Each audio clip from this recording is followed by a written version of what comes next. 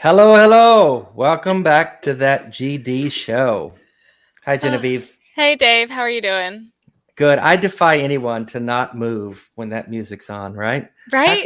How can you not move around? I mean, we have gotten so many comments about the intro music. Everybody loves it. Yeah, I know. It's crazy how many questions I get, whether like it's on TikTok or like in YouTube comments or I don't know, emails. It's on other shows. Yeah, it's been We weird, but just I don't blame we them. just picked out a random song on a website, and I think we paid $9 for it, the rights to use it, and it's been It's a bop. it's a bigger hit than You and Me, I gotta say. Yeah, I hate to admit that you're right. We've got a special guest tonight. Before we bring her on, this is a call-in show, 217-375-9933. I always have to look the number. I need to write that number down. What is wrong with me? 9933. It's a call-in show. We want you to call in tonight. It's a special episode, if you will, about ALS. And I don't talk a lot about the ALS that I'm living with, but most people that know my story know that I have it. And we're going to talk about that tonight. If you have been touched by ALS, if you know someone who has it, or if you've lost someone to ALS, or if you have it, we want to hear from you. We're going to be talking about a lot of different things around that issue. And it's going to be a personal conversation. It might get emotional, but that's okay. The tagline for this show is talking about the issues and ideas that affect us all. And this is one that affects me in a very real way. So anyway, without further ado, Genevieve, should we bring our guest on? Yeah, let's do it. Welcome Indu Navar. Hi, guys. Hi. Hello, Indu. Move over just a little bit. You're halfway cut off on the camera. Yeah, I see that. The other direction. Yeah, there we go. Okay, there you go. Are you coming to us from Palo Alto or Seattle? Yes, Where are I'm you? in California. I'm in Los Okay. Altos. Very Los close to Altos. Palo Alto. Okay. I mean, we're about 10 minutes away from Palo Alto. So for all purposes, it's West Stanford. Yeah. Well, welcome to the show. This is Genevieve, my co-host. Yeah, it's nice to meet you. Yeah, you're in my old neck of the woods. I'm a born and raised San Franciscan, so I miss the Bay. Okay. And we're gonna get out there and see you one of these days, Indu.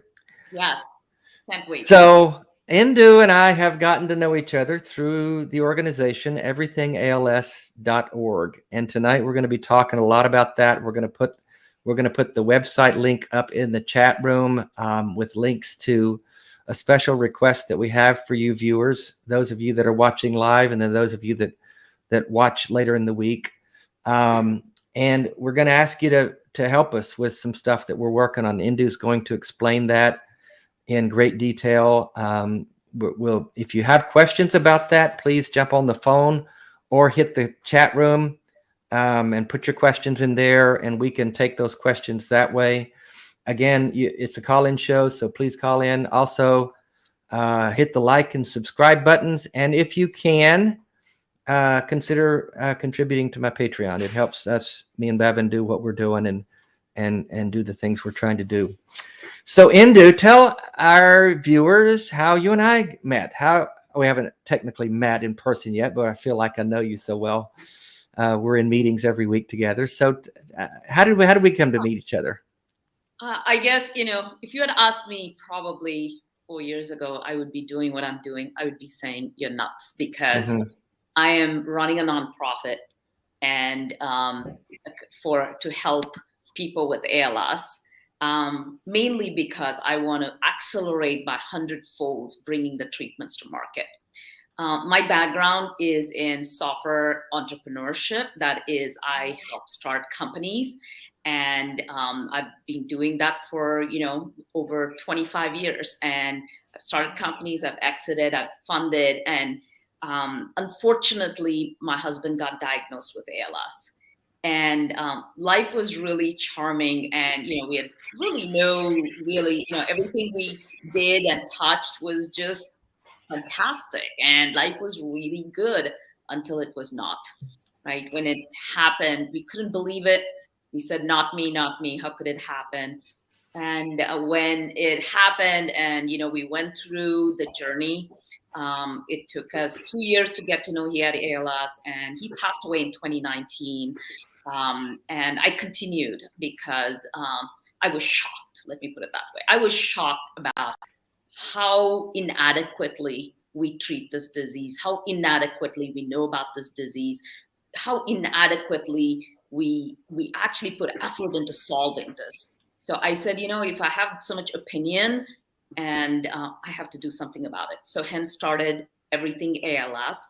So Everything ALS is a nonprofit which collaborates with all external partners. We work with really well-renowned neurologists, well-renowned researchers in this area, and we really understand what the frictions are, what is actually stumbling block, and we try to remove that.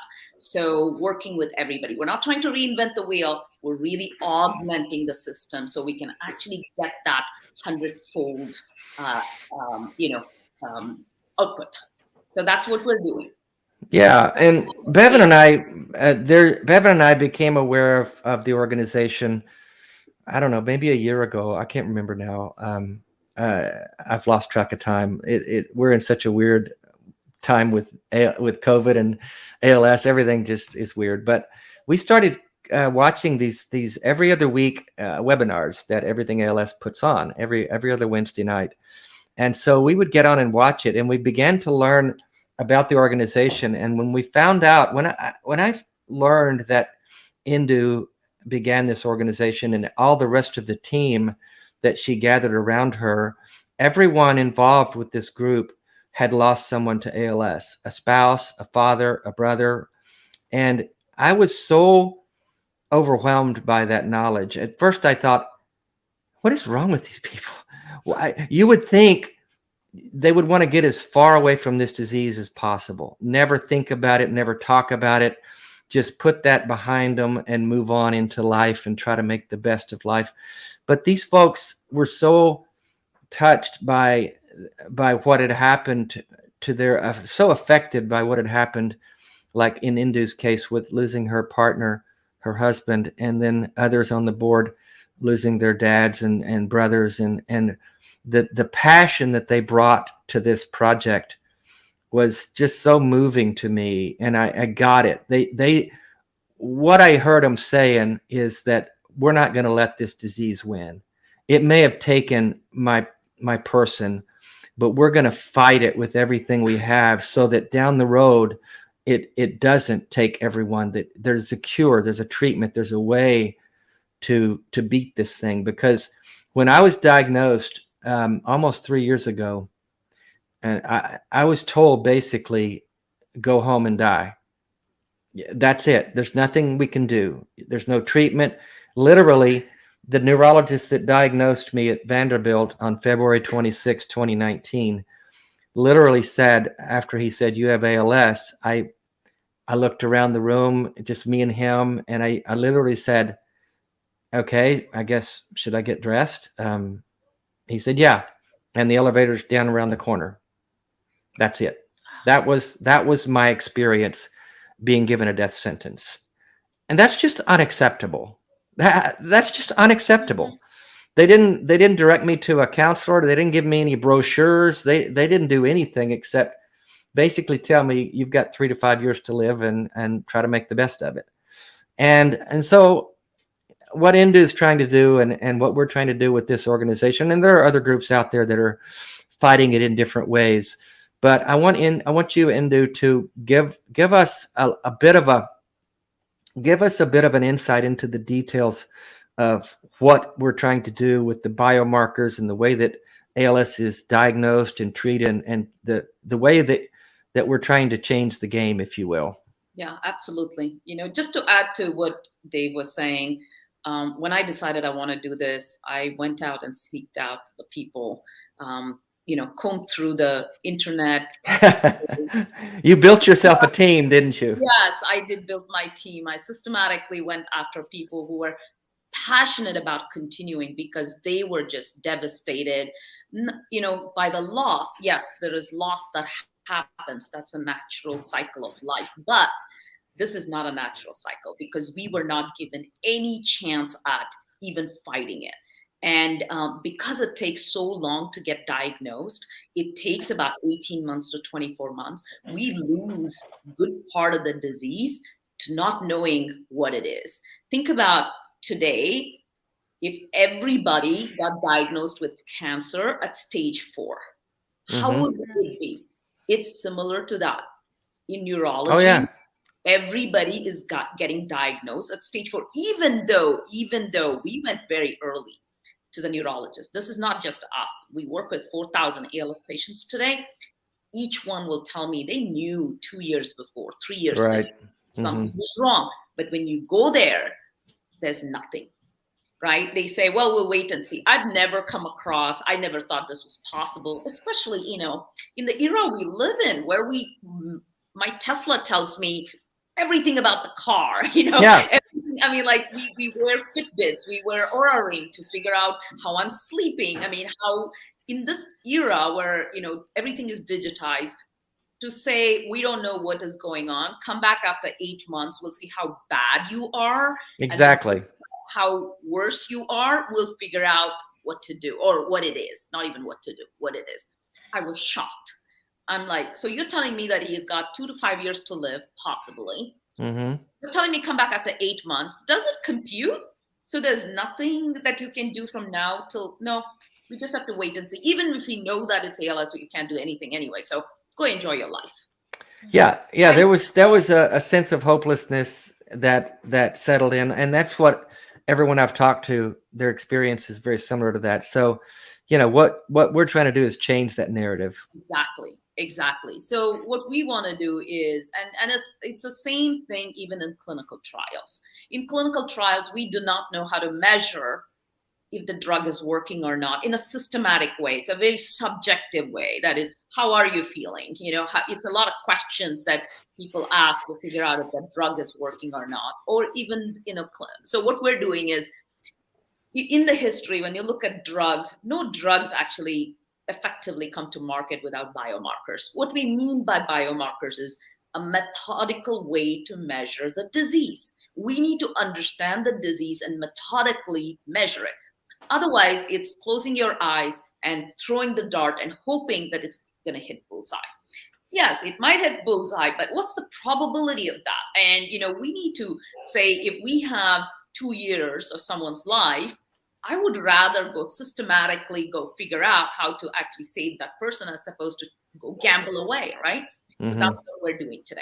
And so we want to change that narrative and focus on the biomarker. What that means is there's so many ways. I come from the technology world, so we're focused on bringing technology infrastructure and technology innovation, and we are in an amazing place in overall. That is, we have so much we can measure. We can, there's cloud. Actually, my husband was one of the inventors of Amazon Cloud. And, so there's a lot of things that we can do today, right? Like we can listen to whatever music we want. We can go watch Netflix. We couldn't do that 20 years ago, 15 years ago. So things have changed. The ALS has not. So that's what we're going to do, is use that infrastructure that we have. And when we say biomarker, we are going to be measuring speech, gait, fine motors, how you type, how you see, how you, if we can take all that function and put it into artificial intelligence and machine learning algorithms, it can detect very, very early. And I can tell you, if my husband was detected in the 2 months as opposed to 2 years, he would be alive today, because we would have had opportunity to do a lot of things very early. So instead of having to wait for so long. But this thing that we're saying, early diagnosis is also going to be used in clinical trials to Right. So today what we're doing is we're pushing for people who have ALS today. There's advantage in pushing this biomarker to bring it to market. And we're not talking about years here. We're talking weeks and months. And we started the speech project about a year ago, and we're already seeing signals, very clear signals, that this could become a biomarker. And we're already taking it to the FDA to approve this to get into clinical trials. So that's a speed that we're going in. And what we want is, we know ALS is presents itself in different way for different people. We can't be doing study of 25 people, 50 people and assume that we know what it is. We need to bring everybody, as big population as possible, so we can see different variations of this disease, how it affects in these different functions, so we can be very, very, very accurate in our biomarker. So the call for action here is, we want people to participate in our research. Come participate. If you have ALS, or if you have PLS, or if you're a family member who have ALS, either you're a blood relative or a non-blood relative, or just a friend in a family, what we call control. We want to study people who don't have the disease versus family members who are blood relatives versus people who have ALS. Yeah. So we do everybody. So if you can actually participate, it's everythingals.org/research. Yeah. In different research that we have, and give us, if people provide 10 minutes of their time once a week, I think this will change. And people cannot, this is a disease that takes community to come together. Just like what we did in COVID, this is what it takes. So our call to action is, let's go do it. We know it's possible. Nobody said that vaccine is going to come out in 7 months, right? We did it. So it's all possible, but we all have to work together to get it. Yeah, there's a sense of urgency that we're talking about here. And I think and I'm going to ask you in a minute, Genevieve, the rare disease group that you work with, because you work with a nonprofit, is that right? Yeah, that is. But the whole thing about it being a rare disease and the sheer lack of numbers, like Indu mentioned, a stage 4 cancer, that's what it is like for us, except even stage 4 cancer has has drugs that will treat them and keep them alive. We don't even have that, because we can't get any drugs to market because we don't have the numbers. We don't have the data. And that's what the biomarkers. So Indu's going to talk a little bit more in a minute about what that specifically is. But if we could put up in the chat, someone, maybe Bevan or someone, can put up a link to the website, everythingals.org/research. And what we're asking you to do is to participate. We need people, not just people with ALS, but healthy people that can participate in this speech study. Because the speech study, what we're needing to do is get enough numbers involved in these studies, the data that they can collect, so that the drug makers, the companies that are researching and doing trials in these drugs, the more people they have already enrolled in these studies, they have data already on them. The problem with drug development, I've learned, is that it takes so long, and they've been treating possible ALS treatments like they would with a blood pressure drug. Like there's all the time in the world to do these trials and take all this time and 3 to 4 to 5 years to do this study and do these clinical trials with the double blinds and all that. We don't have that kind of time. And I'm looking at this like I'm involved in this. I realize that what we're talking about here is most likely not going to help me. It may. I mean, we may have that with Indu behind it, and the drivenness that she approaches this with. It might get to market in time to help me. But we're talking about those who come behind me, those who are diagnosed next year, 2 years from now. Dave, we want it to affect you. Like so. I know you. I want it to also. Yes. But I'm trying to be realistic about it.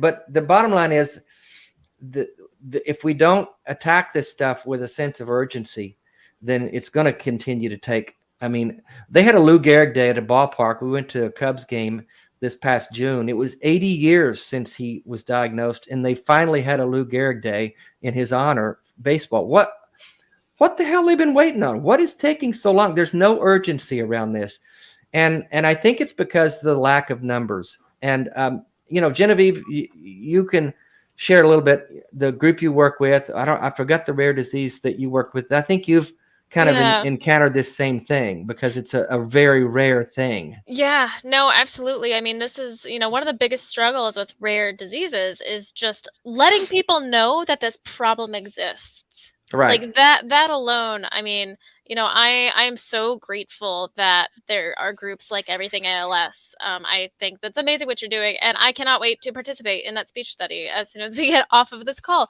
But so the disease that we are focusing on right now at the nonprofit that I help run, it's so rare that it doesn't have a name. We really just discovered it in 2016. And now, we've raised enough money to do the natural history studies that we need to hopefully find our own biomarkers for this disease. But, that's just the tip of the iceberg. First you need to do that. Then you need to get your proof of concept. And then that's where you really need to raise the capital to just get somebody to do the research and develop this drug. Because the unfortunate reality for everybody with a rare disease is that the way that our pharmaceutical and research organizations are these days is that if you can't sell a drug to millions and millions of people, you're not going to have that much incentive to put the investment into it. And so that is why it's been on passionate families and people who have been affected by these diseases to come together and just make it happen. And it gets very frustrating because it does feel like you're sort of swimming against the tide. I do have some high hopes for like the STAT Act, and there's certain things like there are things that are happening in Capitol Hill to hopefully get more aid and more access to rare disease researchers and groups to get through FDA approval quickly. And I'm also really happy to say that it used to take, millions and millions of dollars and maybe 10 to 15 years to get a therapeutic from, pre-proof of concept to actually FDA approved and on the market.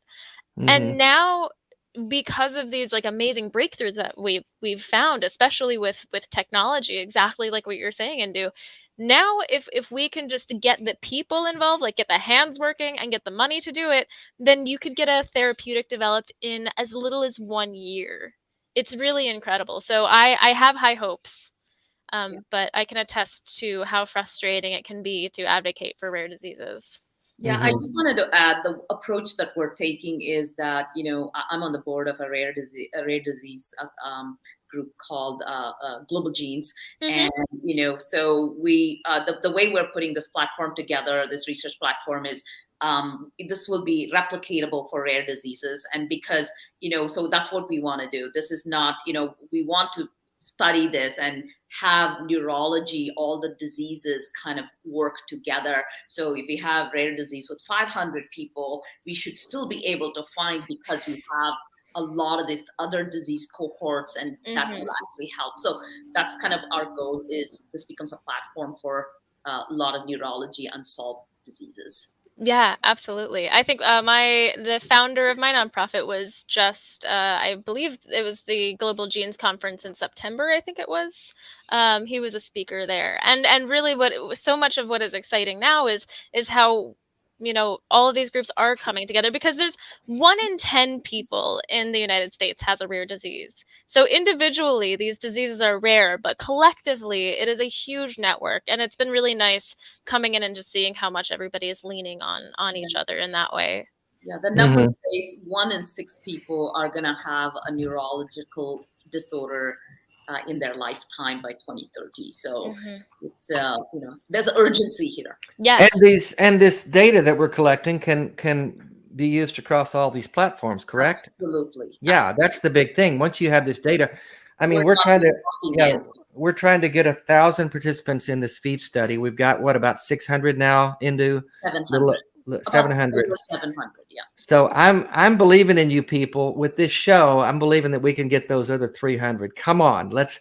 So we just posted the link, everythingals.org/research. You click on that, you sign up for the study. And what Indu said is true. I do it every week. It takes about 10 minutes. It's really easy. It's fun. You get to say funny words, patika, patika, patika. And so we really need your help. And it's something you can truly do that makes a difference. And like Indu said, it may make a difference for me if we can get something developed. I'm in a clinical trial right now. I don't think it's doing anything for me, but these trials come along all the time, and they'll come quicker and more often if we have better data from which to choose in getting people qualified for these trials. If you guys are okay, we've got a call. If we can take a call and we can answer his question. And Indu, you might have some good things to say about this. Mark, him in Ohio, wants to talk about the value of a good patient advocate, especially in relation to things like ALS and other terminal diseases. Hello, Mark. Are you with us? Yes, I'm with you, Dave. How are you? Hey, Mark. Thanks for calling. What would you like to? You're on with Genevieve and Indu. Hello, Mark. Hi, Yes. Mark. Hi, guys. My question, I guess it's more really of a comment of my own observations with things far less severe than ALS, but yet they apply. For example, I had to take my mother to the doctor, and the doctor's office says this, XYZ. In my mom's case, it was about diabetes. I'm just using this as an example. But I called the insurance and to try to get coverage, and they're talking in a completely different language than the doctor's office. And this is the thing I used to contend with, is there was my mother who was in her 80s, and she didn't understand technology, email or faxing, but nevertheless, there's a doctor's office that says this is what needs to happen, and I'm calling the insurance agencies to justify the treatment. And they're saying there's we need this form from the doctor's office or that form. And I guess guys, I'm making a statement more than a question. That's all right. And I don't know how to overcome this, because this is my experience from taking care of my mother a few years ago. She's passed on since, but nevertheless, I've experienced this with my 23-year-old son. Going to the emergency room, you have this, tension between the doctor's office and the insurance, and the patient's caught in the middle, and it's like this big pissing contest, and it just gets me so angry. And I can only imagine, Dave, what you and others have been through with a disease like ALS. Yeah, I think. Yeah. I agree with you, Mark. The advocacy team have to take more active role in changing these things. I mean, it shocked me too, even in ALS, when I was going through it, we needed, a drug, and it was just taking time, and insurance was not really approving it. And we're like, do you know he's got ALS? I mean, right. 2 months. I mean, really, what is that you guys are doing, right? It was infuriating, and I was just thinking, my God, we know this disease for 100 years. What is going on? Why isn't this moving? And that's one of the reasons why we did Everything ALS. And like Dave said, we get together every 2 weeks, and this is not a forum where we can just show our frustration. We need to be able to constructively figure out what to do. And we get together every 2 weeks, and we in Zoom, and we talk about these issues. We say, what do we do about it? And people say this is the first time ALS patients have ever gotten together like this, right? Yeah. So it shocks me. In 100 years, we haven't done it, but it's good we're doing it. But We need to take active role. And this is why we are actually launching this research as well, because we believe that we need to take an active role in fixing this and not just sitting on the sidelines. We can't be in the bleachers and complain. We need to be playing the game. Well, and that's the key. Yeah, we feel your frustration, Mark. We've experienced, like you said, and it's incredibly frustrating to run up in headlong into the medical system, and it's broken. There's no doubt that it's broken, but we can either sit on the sidelines and scream in frustration, or we can try to get in the game and try to bring something to it that fixes it. And so, yeah, you're right. Patient advocate. That's we've got to speak up and do something. It takes a lot of energy, and that's why a Spitfire like Indu is able to get something done, because she's used to working in the world where, you know, a company like Google or Amazon is created in a couple of years and up and running, or Twitter, and you know, there's an urgency there. You can do it, you know. And when she is told, well, we just can't do that, or it's going to take 6 months or a year or 2 years, her attitude is, oh, hell no. No, it's not. We're not going to take Dave. that. Yeah. So Exactly. so we have to speak up and push back. I mean, we're talking to the FDA. And that's why we're trying to get these biomarkers going. I'm seeing in the chat, someone said they're already on the page, and yeah. Well, and thank you, because I didn't really call to raise a complaint. I just called to raise a marker. Like, you know, I had to do this for my mother. There are ALS patients that don't have the understanding or the energy and wherewithal to speak to the medical system, and so it's important for those of us that have loved ones that have this disease to speak up and do this for them if we can. Yeah, and it's true. And I'm, like I told you, like I said earlier, the passion that Indu and her team brought to this was overwhelming to me. And I just thought, this is what it takes, is somebody saying, no, I'm not going to accept things as they are. And it's hard, because a lot of people get this diagnosis and kind of crawl into a hole and just get depressed and sad and angry, and because it can do that to you. It can really do that to you. It can do a number on your head. And so to speak up and fight back takes a lot of energy and passion. And so it's going to take more of us doing that. But thanks for calling, Mark. You're right. I appreciate you bringing that to the light, man. Oh, thank you, Dave. You guys have a good evening, and I'm rooting for all y'all. Thank you, buddy. Bye-bye. Have a good night. I see in the chat we got some people that said they're already signing up. I appreciate you guys. Erfin, I see your comment. Thank you so much for doing all of this. My dad had ALS. I'm so sorry about that. If you want to, please call in. We'd love to talk to you, and anyone else that's attached to this horrible disease. We've got a couple calls here that we'll get to in a minute. But any more thoughts on that, Indu? I'm sorry. I mean, you know, this is like, you know, what we need to fix, right? One of the first things that we picked up is, let's go create citizen research. What that means is that we as citizens, we will actually do the research, and then we'll invite the researchers to say, look at the data that we collected, and let's collaboratively unravel this. Because we looked at the friction points and said, what is the real issue?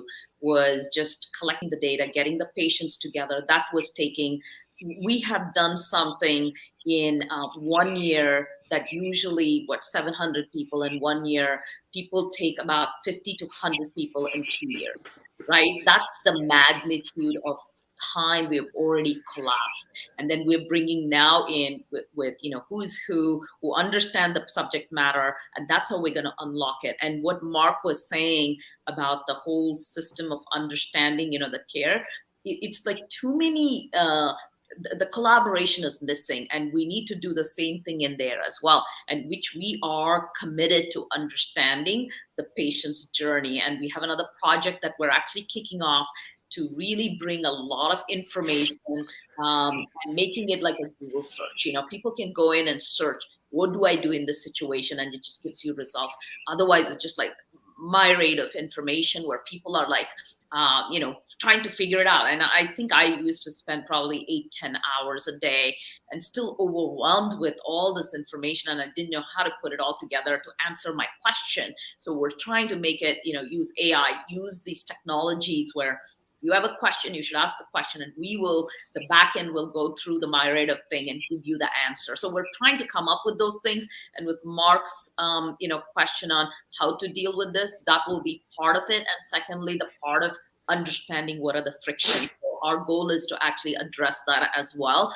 But right now we're very, very focused on biomarker research. And the next thing, like I said, we just kicked it off, is trying to get the patient's journey. When they ask questions, they should have the answer immediately.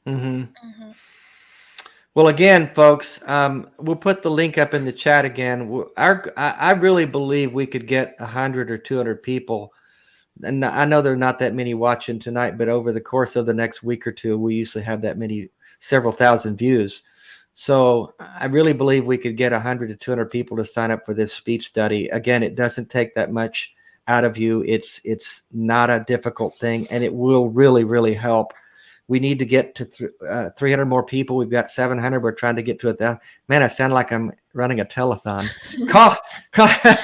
Call in tonight. We need to get to 300. But it's kind of that way.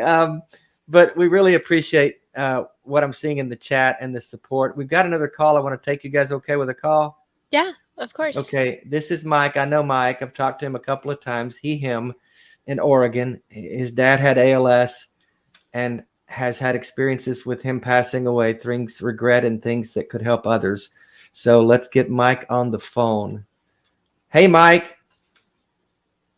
Hey, Dave, Genevieve, Indu. What a pleasure and an honor to be speaking with some of this existence life's superstars. I really appreciate you taking my call. Yeah, you bet, Mike. Good to talk to you, man. We talked the other day. I think you reached out to me a year or two ago, and you first heard me on a show or something, and you told me about losing your dad, and we've chatted a couple times since then. Yeah. What did you want to talk about in relation to that? Any thoughts? First, if I could say that, there's a couple thoughts I had. One, Indu, and I hope I'm pronouncing the name correctly. I'm sorry for your personal loss. And I'm just really grateful for the work you're doing. I did catch the show from the top, and it immediately triggered the thought, just a story about once my dad was diagnosed, and then we had the first meeting with a caregiver, and I was quite embarrassed about the questions that I asked because I was very hardcore on it, not to be like a pessimist or anything like that. I was just like, so what's in it for you? What do you, and I don't think there is enough awareness.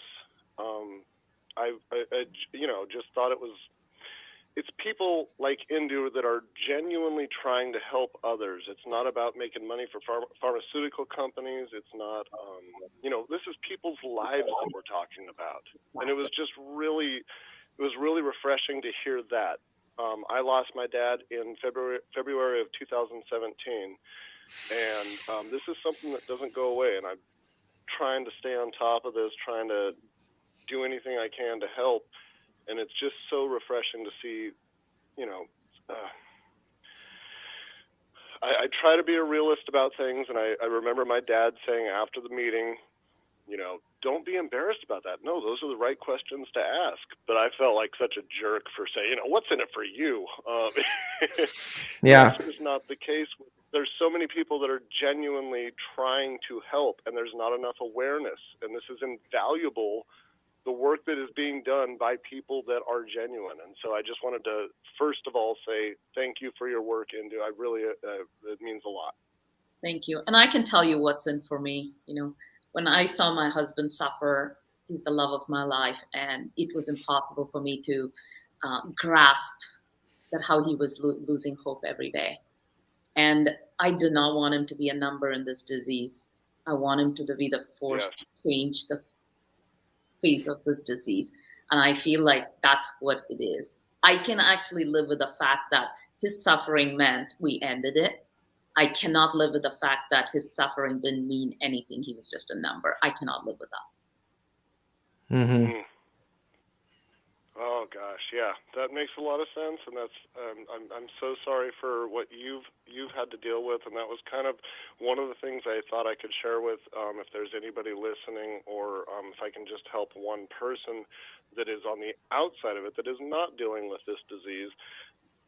It really is the loneliness that is felt by like everybody around, dealing with it themselves, and everybody that cares for them, and even more people know about the disease currently than previously, but unless you're dealing with it, closely, people really don't understand how incredibly difficult it is, and all the little things that affect everything else, like the caregiving and the it's quite a huge life change to have a family member or anyone. This is just not something that is completely out there and people are aware of. As much as it should be. I agree with you. And so I just, this is very related to all the other neurological diseases, right? Like dementia, Alzheimer, Parkinson's, you name it. Like we have 4,000 neurological rare diseases, and so anybody who's touched by neurological diseases, be part of this, because Yeah. we end it. Anybody in your family who got Parkinson's, doesn't matter, Alzheimer's, one of those diseases, it's all cousins.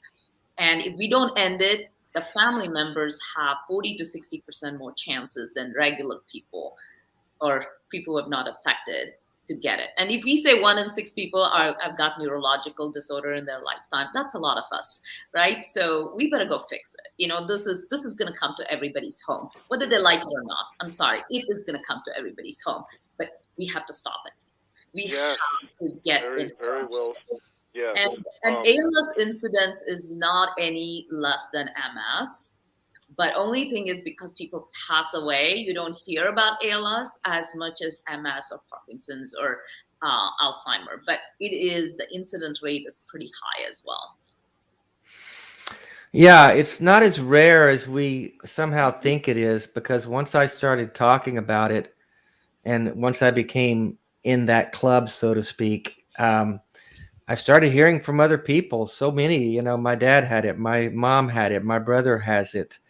Bevan's got a cousin who has it. I mean, it's just like, okay, this is not as rare as they like to make us think it is. So let's get on the ball here. Let's do something about this.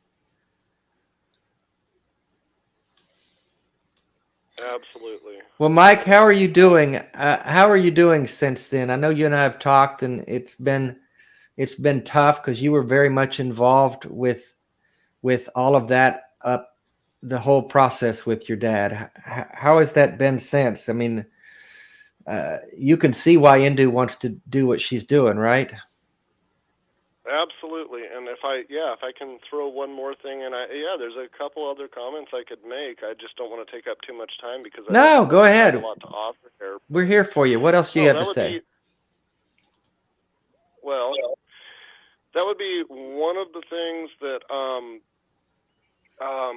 basically, when I'm sure you can relate to this, Dave. So after my dad died, went through a pretty tough time, and then not just that, other life circumstances, but I went into a really dark depression, and I became, very alcoholism, and I ended up getting pancreatitis, and I realized that, again, this is not about me. I realized when I was bedridden for whatever length of time it was, it bothered me so much that people would tell me what I'm supposed to be doing with my time and what I'm doing right and wrong. And it was like, do you seriously think that I've been sitting in bed for a month and a half with a laptop, that it almost comes across insulting. But I remember my dad, same thing, when I would just say, I Googled this and I saw this as a thing, and And he was just always kind of be passive about it, like, yeah, whatever. And I wonder if, Dave, did you have any similar experiences like that, where it was just, seriously, come on, like, what do you think I'm doing, sitting around with my thumb up my ass? Like, and again, it's not to equate my affliction with something much more severe. It's just that I understood that. I felt bad about that. So if there's people that are listening, it's, maybe be cognizant of what somebody's going through when they're already being told, here is your outcome, this is what you can expect. And then being also told, hey, this is what you need to do. Yeah. Do you have any feelings on that, Dave? Yeah, I've had a lot of people, since I've been very public since I was diagnosed and started the Dying Out Loud organization, and I talk about death a lot and dying. Obviously, it's in the title, Dying Out Loud, but and I talk aloud about it. But I've had a lot of people, not a lot, but a few, give me suggestions on what I should do and what I shouldn't do, and miracle cures and drink bat urine or whatever. That's Right. not literally, but stuff like that. And I think people Right. mean well. They don't know what to say. They don't know what to Mhm. do. They don't know. They want to participate in the solution and not just say, well, geez, I'm sorry. Thoughts and prayers. They want to offer more. So I get where it's coming from, but the reality is we don't know what someone's emotional state is like. So we have to be careful. And Genevieve, I want to ask you just to chime in here. I know a lot of the viewers may not know, but I checked with you to make sure you're okay talking about this. Mhm. But you experienced a really personal loss, very difficult, a little, almost exactly a year ago. Yeah. And talk about the effects of dealing with that emotionally and mentally. Yeah, I mean, it's funny whenever you're, like, Mike, in your case, like with, when your dad was sick and people are just offering, oh, have you tried this? Have you tried this? You're right. It's because people want to be helpful. And then, when you're grieving, people want to be the person to say the thing that'll take that pain away. But, that's just impossible, I do apologize because I will cry a lot. Yeah, but today is the I was nervous about making this call because I thought I would end up in tears. So no, far, that's I'm okay. hanging in We there. can all just cry together. No, yeah, today is the anniversary of the day that I found out that my dad was hospitalized. Um, he died of Oh. he died of a traumatic brain injury a year ago. It'll be a year in 2 weeks, and yeah, I mean it in our case, there wasn't like a process of like, oh, he's sick. There wasn't like this journey where you can kind of, come to terms with what's inevitable. It was just he fell and hit his head. And I think that there's there's different pains that come with both ways. I like in some ways I'm so grateful that he didn't have to really grasp with his own, mortality like that. In the same way that, that Dave, you do every day. So I'm grateful for that. But, yeah, losing people is really hard. It's really hard. I'm that's heartbreaking, Genevieve. I'm so Yeah. sorry. And It is if I can, okay. if I can, in fact, I could actually, I guess, piggyback off that, because that's when you do still have time with somebody. It just turned out, so happened that my ex next door neighbor had a family member that died of ALS before my dad was even diagnosed, and Mhm. that came up in conversation, and he just said, well, no matter what anybody's ailments are, just make sure you spend as much time with them as you can. Make sure you get all the, everything in that you can during that time. And while I felt like I was doing that, I'm sorry, this is kind of like a perfect segue for what Dave said before about it's not just the big moments, it's the small ones. It's not just the taking a flight over the Grand Canyon. It's sitting there and having your moments to laugh and be together and talk about really trivial things. And that's in preparation for this. Again, I was so nervous because I know this is a very important topic, very important subject. I just kind of made a little list, and I was thinking like all the things I did ask that were important to me and I hope to my dad, and all the things that I didn't ask. And I only had one thing in the didn't ask because all the things I did ask were just super trivial, just mundane. Like, what kind of groceries do you want? What can I pick up for you? What can I, what do you want to watch on TV? I wish I had spent so much. So again, for anybody that might take something from this, if they're listening, yeah, the only thing I didn't ask was, how are you feeling right now? What is your exact state of? There was one time he had a complaint, and he said, "Oh, Mike, when you're rubbing my back right there, it hurts." That's the only complaint he ever had. So I just want to, make sure that, like people that are also going through this with family members or friends, just make sure that don't waste your time. As Dave says, carpe the fucking diem. Don't waste your time. It is right now. It's important right now.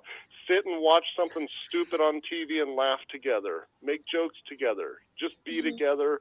And those things are so precious and special. Yeah. Build memories. Yeah. Indu, did you have people offering you, what was your experience with people as you went through the process? Was it challenging or difficult, or could you relate to what Mike was saying about people?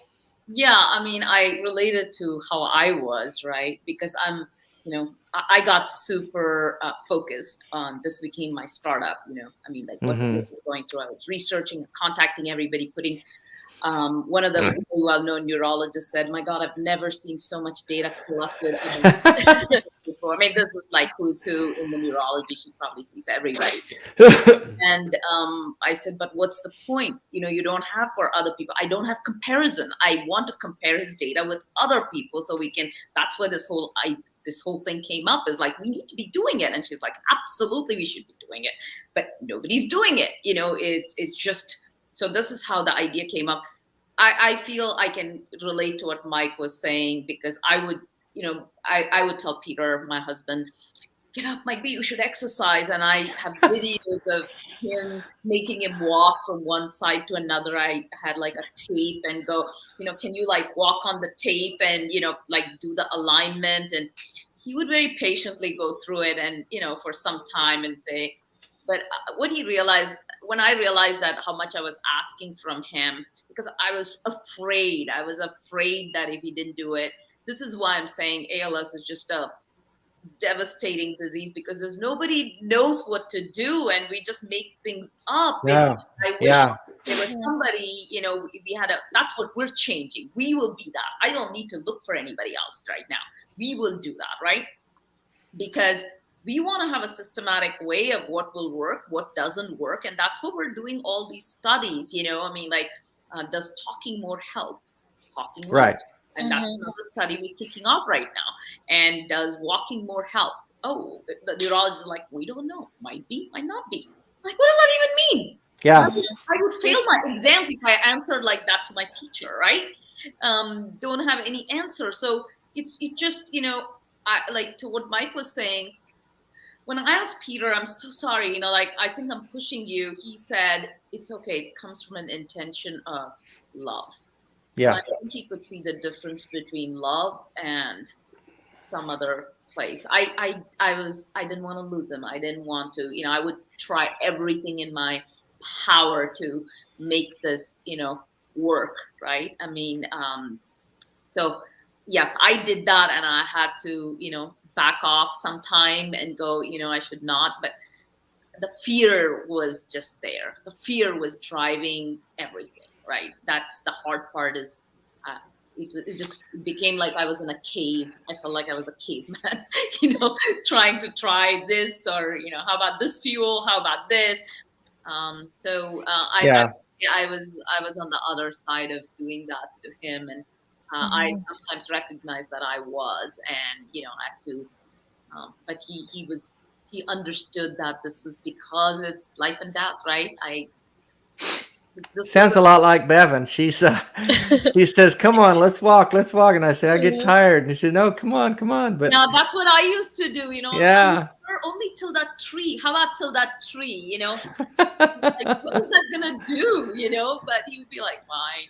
She does like the dog. She just brings treats and stuff. She'll give me, candy bar. Can you come this far? I'll give you a piece of candy. Gosh, I used to do that, and I'd be like, I have a chair. Like, you can sit here, and then we'll go to the next place, and you can sit. It's like he's like thing. Yeah, I mean, because I was afraid. Of course, yeah. I was just, a lot of it was driven by fear. It's such that's totally understandable. I mean, it's the reality is Bevan and I, we talk about it all the time. We live a little bit in a state of denial. We just kind of don't face the reality. Hi, Mario. Thank you so much. I see your super chat there. I appreciate your support. You kind of have to put it in the back of your mind. And hey, Aunt Kathy, thank you. Knowledge is power. Yes. You have to put it in the back of your mind and go on with your day. Because if you get up every day thinking, well, shit, I'm dying, then you're not going to want to get out of bed. And so you kind of have to just put it away out of your mind and attack the things that you have in front of you to do. And that's why I'm thankful for my Dying Out Loud work. It gives me so much to focus on, and the connections with people that I have, and the work that we feel like we're doing that makes a difference. And man, I feel bad for people who are dealing with ALS who don't have that. And because it gives me something really, really good to I mean, talking with people like you, Mike, you are still there, right? Sorry, I'm still here. I'm listening and getting choked up. That's all. We kind of got carried away there. But you've told me how much it means for you to talk to me, but I got to tell you how much it means for me to talk to you. For me to have people I can connect with where I feel like it's making a difference in their lives. It's valuable to me to have that. So, thank you for Can that. I throw that one connection. last thing out there? Sure. Because I know there's more important people that need to be talked to than me. But yeah. I really want to say the three of you are beautiful. And actually, in all fairness, I better say, Caitlin, your call screener is beautiful as well. This is true. People that have compassion, sympathy, empathy, and humanism, and love. Just let's get this out there. How do we take care of people? How do we not make money off of people? How do we take care of people and show love? It's so important. And anyways, means a lot to me. So I'm going to get off the phone so I don't. Well, Mike, it's so good talking to. No, it's so good talking to you. You stay strong, brother. I know you've been going through a tough time, but I'm here for you. If you call anytime, okay? I mean that. I mean, that just means the world to me. And thank you so much, Dave. And of course, I know you got a lot to deal with, and I just appreciate you and love you so much, man. Thank you so much. Okay. Thank you, Mike. We'll talk to you later, man. Thank all of you. Thank you very much. Okay, Thanks, buddy. Mike. Bye-bye. Rick, dude, I see you, Wes. I see you. Thank you for your super chat. I saw the chat. It's Wes and Casey. They're alive, honey. They're alive. I want to remind us again, we got another call. I'm going to get to you in a minute, Colin. But again, go find. They're putting up in the chat the website, the link to the everythingals.org/research. I've seen already several people have signed up tonight during the call, and I know more will as they watch this video on YouTube throughout the week to come. Please sign up. It means so much. We need your help. We want to get another couple of hundred people off of this particular call to sign up in the speech study. That would be huge, wouldn't it, Indu? Yes. So please go to the website. It takes 10 minutes a week. It's super easy, and it would mean a lot. It's going to help people like me and people like Mike's dad and Indu's husband, and it's the people that that are coming down the road behind me. I mean, it's so random. As you were talking about your dad, Genevieve, and that sudden loss, the randomness of falling and hitting your head, the randomness of me one day realizing my hands aren't working and finding out I've got a terminal disease, the randomness of Indu and Peter's life just going along normally, and then all of a sudden this thing comes out of nowhere and it's not normal anymore and it changes everything. The randomness of that, it's crazy. But we have to fight this stuff. I want to take this next call. I know Colin, he's a him in Canada, recently diagnosed with ALS. Let's talk to Colin. Hey, Colin, how are you doing? Hey, Dave, buddy, how are you? Hey, good to hear from you, man. You're on with Genevieve and Indu. Tell us about your diagnosis experience, if you would, or whatever else you want to talk about. Yeah. Well, as you know, I'm about 59 years old and always been super healthy and super fit. I was into the sport of cycling for 20 years, and now I'm just passionate about photography, specifically bird photography in the last 8 or 10 And by the way, this guy takes some amazing pictures of birds. I've never seen anything like it. Sorry, go ahead. Oh, thanks, Dave. Yeah, you can find me on both Facebook and Instagram, Colin Franks Photography. But yeah, so I guess it was about 10 months ago. I was out for a walk by myself, and I heard my left foot landing on the ground differently. It was kind of slapping on the ground. And yeah, about a month later, phoned my doctor, and he told me that was foot drop or drop foot. And his first question to me was, "Have you ever had a injury or surgery on your low back?" And I said, "Well, yeah, back 36 years ago, I was a welder at the time and sustained a herniated disc." And he thought that right away that was causing my drop foot. But to make a long story short, after several visits to several neurologists and MRIs and a nerve conduction study, it turned out that it had nothing to do with that old surgery, but it was indeed ALS. And then about a month later, they sent me to Vancouver. By the way, I'm in Victoria, BC. And they sent me to Vancouver for a more specialized analysis, a second opinion, so to speak. And it turned out that, yep, it's ALS. And yeah, you've used this word already, just absolutely devastating. I love life so much. And and by the way, it's kind of like this second big body blow. My wife, who was an operating room nurse at a local hospital, 11 years ago, she came down with Lyme disease, and which is a bacterial infection from a tick bite. And so 10 years ago, she lost her career as an OR nurse, and so now it's been just me, and I'm self-employed, and here we are. So it's, right now we're in the middle of selling our beloved home that we've fixed up over the last 18 years. Because it's not wheelchair friendly, and I will be in a wheelchair at some point in the future. And we found a townhouse recently, which is wheelchair friendly, so we bought that and had 5 viewers to our home today. So we're just exhausted, not being in our home and in and out and dealing with a cat too.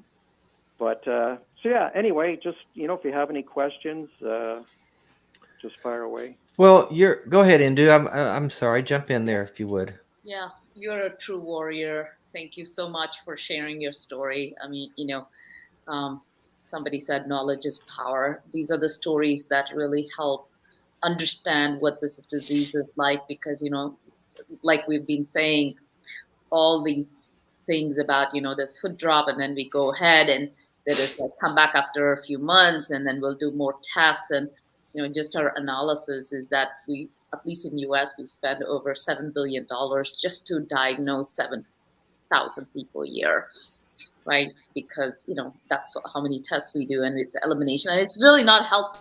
If it was helping with that, then it would have been different. So it's kind of, it's really, I'm sorry you're going through it, but you're brave, you're a warrior, and I hope we get to see you in our every other week Everything ALS webinars. And please do join if you haven't. Go to Yes, and please, Colin, sign up for the speech study. I think I've talked to you about that before. We need everyone, obviously, as many people as we can, but we also need those of us who have ALS, because they want to get the data from us to see how we're progressing or how we're not. And right now it's a speech study. They're going to develop some things where they can strap things to my arms and check the progression in mine's in my arms and stuff. Mine, I think you started in your foot, but I think you told me when we first talked that you had a little bit of trouble getting diagnosed. It was very confusing, if I remember right. Yeah, well, when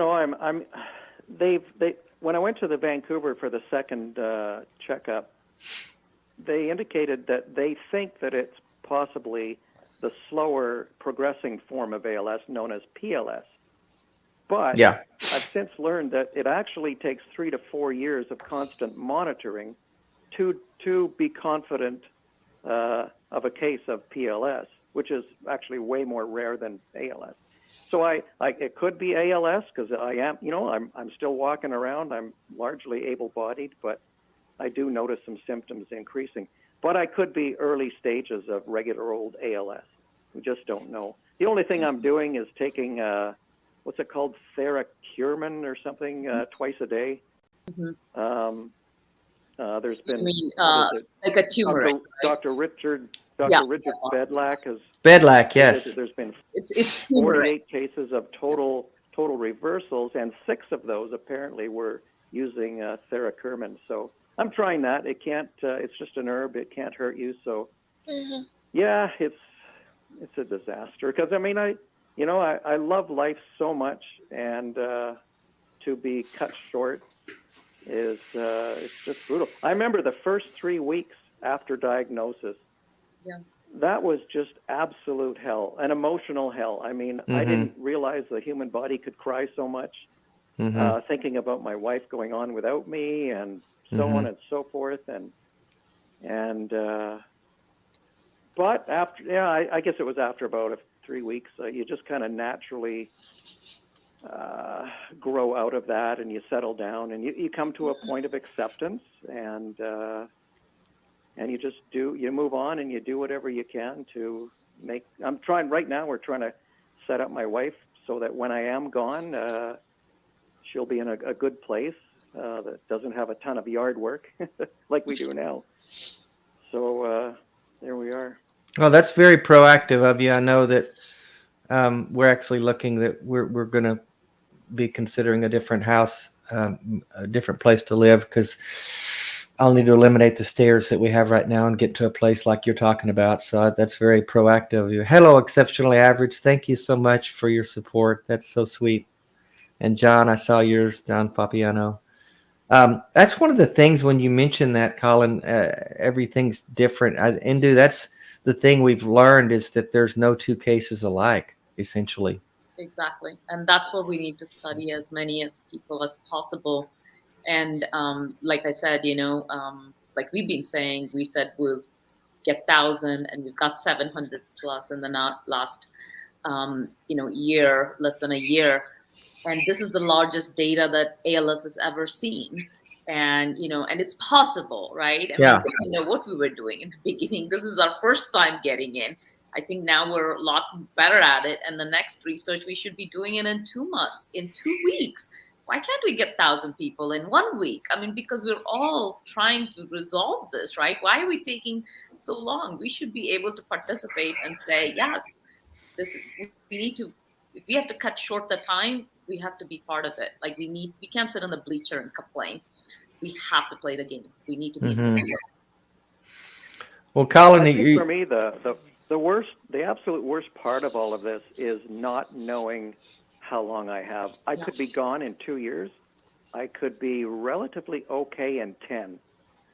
And not knowing that makes it just impossible to plan those big decisions. And like like I say, I'm approaching 60 years old, and I run my own business. And I was planning on working for another 5 years, but I'll be shutting my business down at the end of December. Because what's the point? So we're actually unveiling this platform where patients can come in and kind of take the survey that we know today. And if you're in the research, you'll see all the data and some analysis of the data. You'll be able to see what your words per minute is, your loudness, and then you'll be able to see the chart, how you're progressing. And you can put notes on top of it saying, okay, this is the timeline that I started curcumin, and let me see if there's any change or not, or if it's stagnating. So you'll be able to do some simple, look and feel and analysis. So we're unveiling that actually next week. Mm-hmm. So we'll continue to be bringing out technologies to help people manage this disease. And like you said, Colin, that was one of the big issues with my husband too. How long do we have? What trajectory is this? And nobody can tell you. We can say slow progressing. I mean, it's just like, in the end, we need the data, right? We need to measure our own data. We need to, that's kind of what we're kind of focusing on, is put your own data out there so you'll be able to see it. So this research we do, all the data belongs to the patients, and they'll be able to see it. They'll be able to download it. They also get to, bank the voice. You don't have to do something separately. You bank your voice and you can have all of those things in one place. So this is like, so there are different programs. Oh, bank your voice is different. Research is different. We're like, why? You're doing all the effort anyway. So we have the video, audio. You get to bank your voice. You get to see all of the data. You get to actually measure your own progression. So it's all, using the same data. So you get many different aspects of the measurements. Yeah, and having that knowledge, like someone said, knowledge is power. To your point, Colin, not knowing is pretty tough. I did like you. I retired from the work I was doing. I was thinking, what's the point of working and trying to make money if I'm going to be dead in a year or whatever?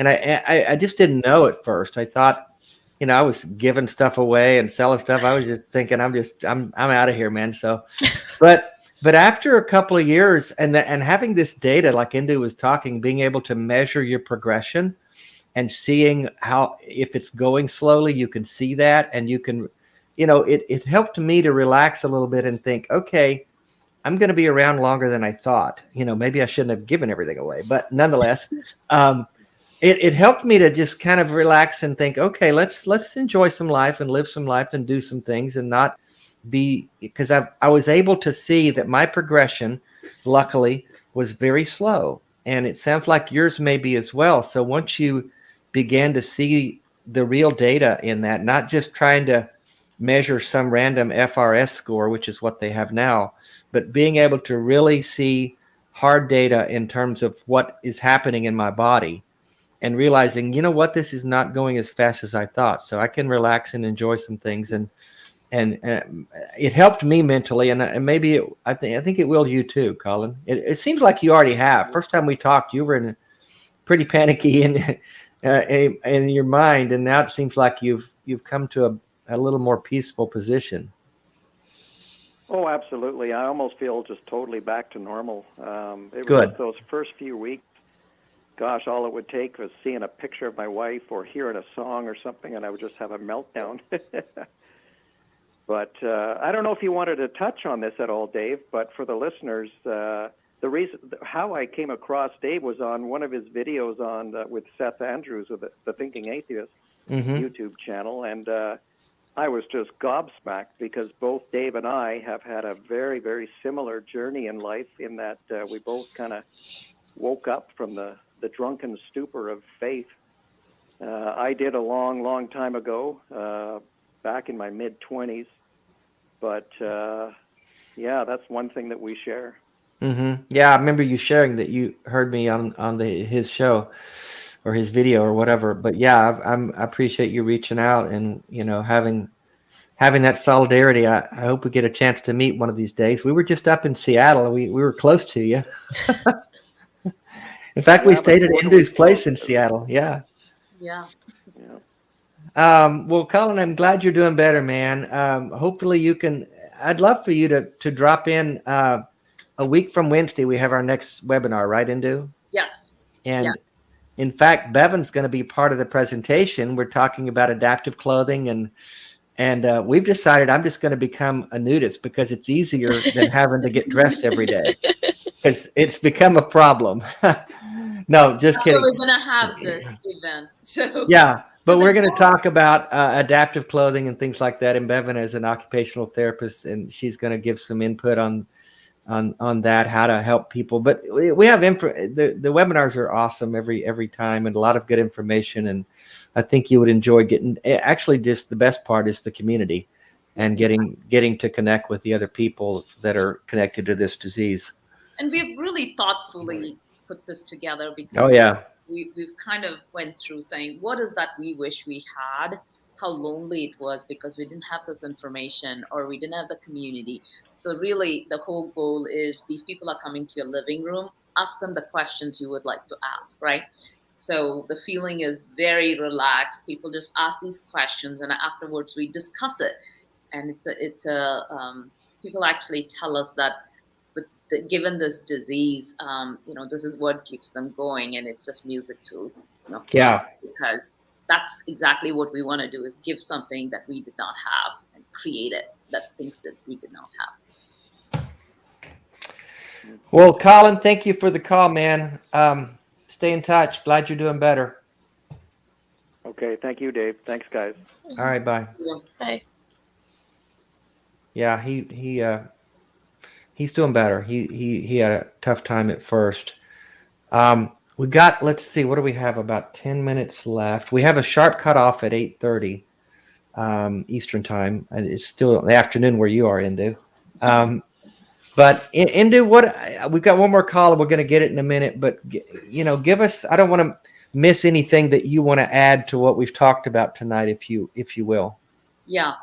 So again, I think we've kind of reiterated why this is important. Again, the ALS is not a foreign rare disease. It's really connected to all the other diseases like Parkinson's, Alzheimer's, dementia. If you say that you have come across anybody in your life with that in your family, then we all owe it to ourselves to come in and be part of a research, citizen-driven research. This is a new science, this is citizens who are actually taking control and saying, I will actually work on creating the research platform and then we share the data as openly. Because what happens in the typical research is, say you go to an institution and you get part of the research, they don't share the data with anybody else. They'll be like two researchers, and most of them just sit on the shelf collecting dust or so it's such a wasted effort. And what we do is when we have the citizen with this research, it's openly shared with everybody, right? So we make sure that thousands of people, we even do competitions from this data.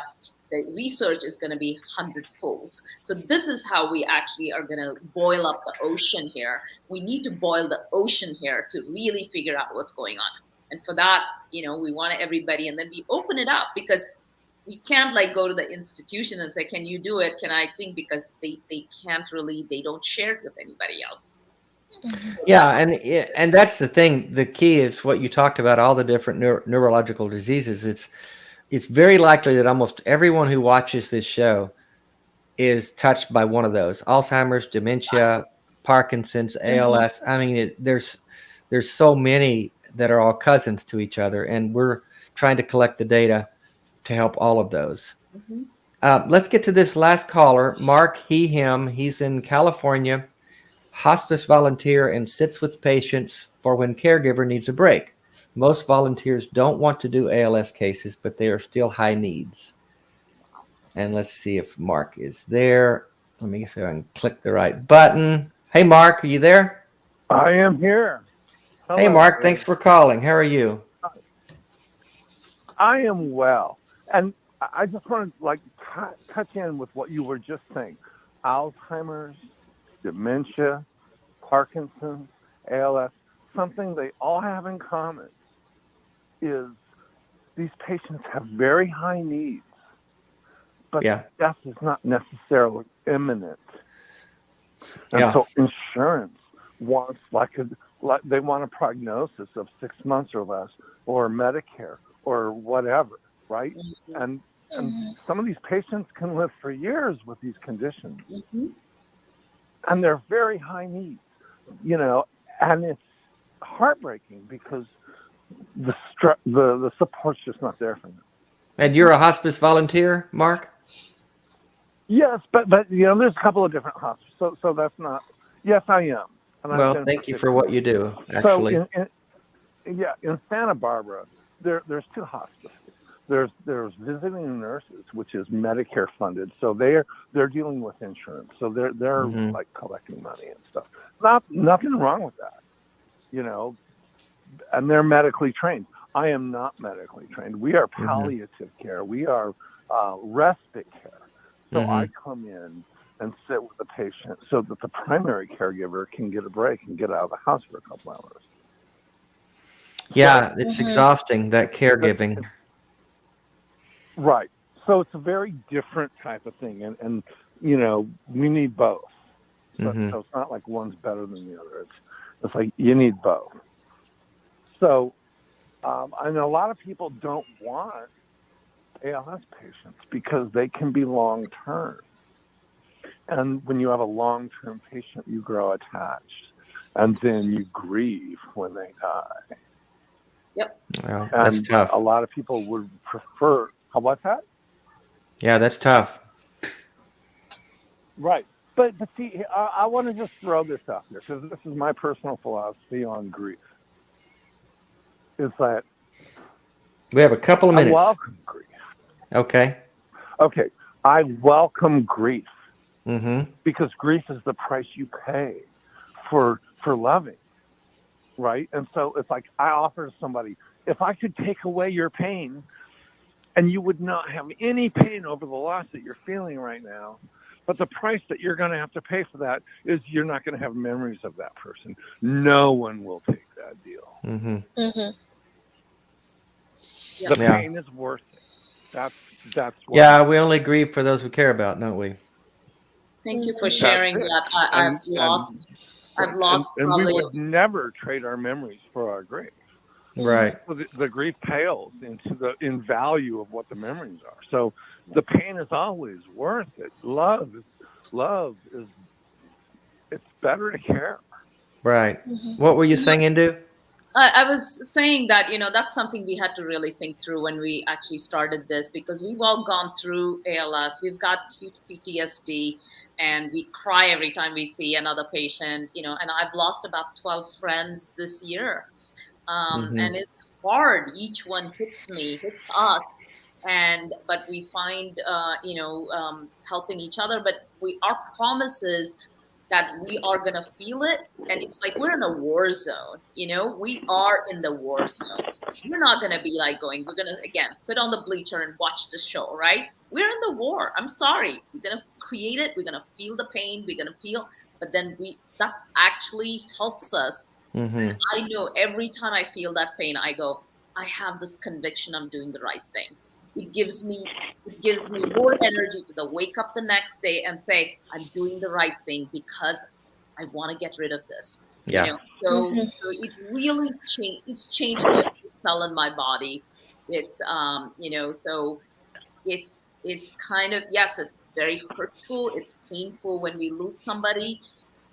Again, we collect more people to say on your behalf, work more harder. But what we don't do is walk away or become numb to it.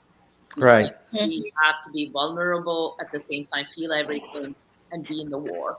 And that's something I'm learning. I didn't know that's possible, but that makes me human.